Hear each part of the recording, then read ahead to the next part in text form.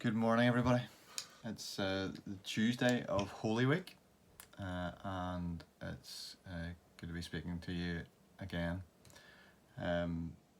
As we wake up this Tuesday morning, or as we went to bed last night, we'll have heard the news about the Prime Minister being taken into intensive care in London. Let me encourage you to pray for him, for his family, and for everyone who is really struggling at the minute to fight this awful illness, and pray for those who are working. Again, keep praying for those who are working on the front line to minister to people who are really struggling and suffering. Also, let me remind you of our plans for Good Friday at 7:30. We hope to go live on Facebook from here, from the manse, and share some reflections on Good Friday evening. So please do join us for that, and make a note to come along and go online for that on Friday night. This morning we are looking at Psalm 133. We're moving from one of the longest of the Psalms I was sent yesterday to one of the shortest, but for me, especially at this moment, one of the most meaningful. This is what it says. Behold, how good and pleasant it is when brothers dwell in unity. It is like the precious oil on the head, running down on the beard of Aaron, running down on the collar of his robes. It is like the dew of Hermon, which falls on the mountains of Zion. For there the Lord has commanded the blessing, life forevermore. Right now, we miss all sorts of things about normal life and normal existence. And one of the things that we miss particularly, I guess, is our families and the ability just to be together with one another in each other's homes. We miss our grandparents, we miss our grandchildren.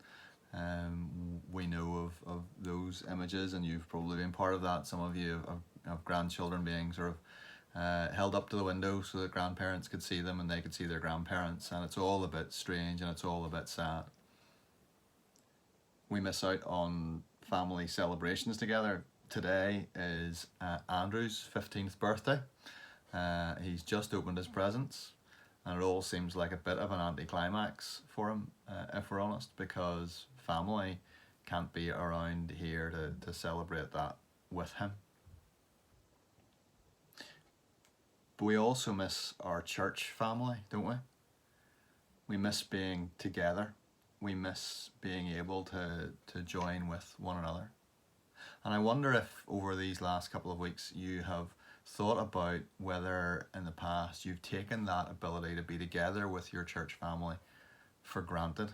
Have you taken that sense of togetherness, that sense of unity, that physical togetherness for granted?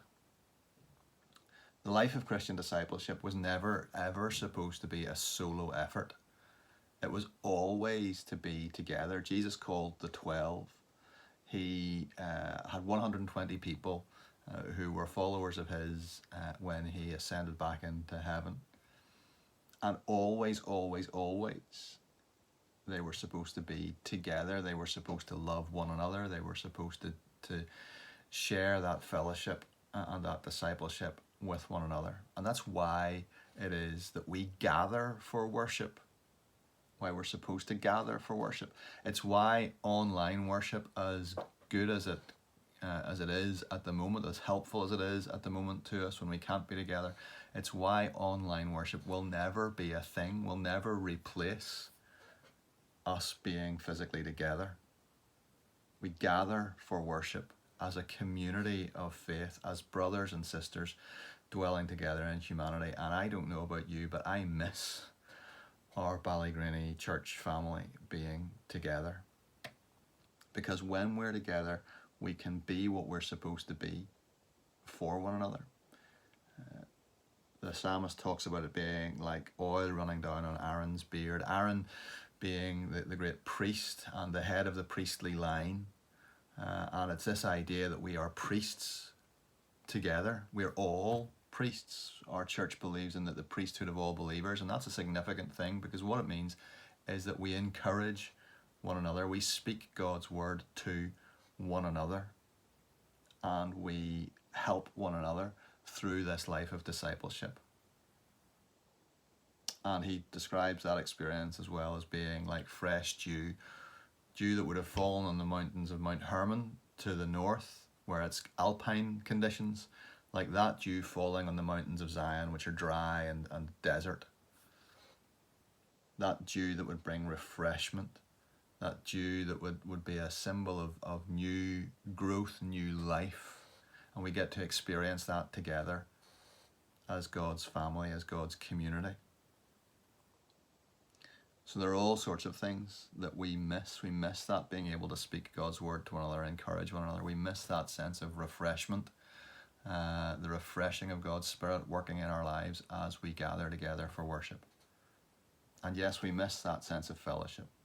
God promises in this psalm there is blessing where we gather together.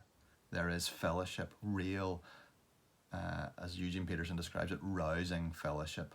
The best fellowship should not be people who gather down the pub or people who gather at a rugby match. The best fellowship, the most, can't even think of the word, the most exciting, the most wonderful fellowship should be found when Christians gather together, because that's the fellowship that we will experience in eternity. That's the fellowship that we will share together when brothers and sisters dwell together in unity. That's what we have to look forward to. That's what we can have a foretaste of when we gather together here. So yes, miss it. Miss being together. We should miss being together. And look forward to being together when all this is over. But look forward even more to the fellowship and the togetherness that we will experience in eternity, because that will be something else. Take care of yourselves today. Keep praying and pray for one another. Maybe phone somebody today and encourage them and just tell them you were thinking about them. God bless. Take care.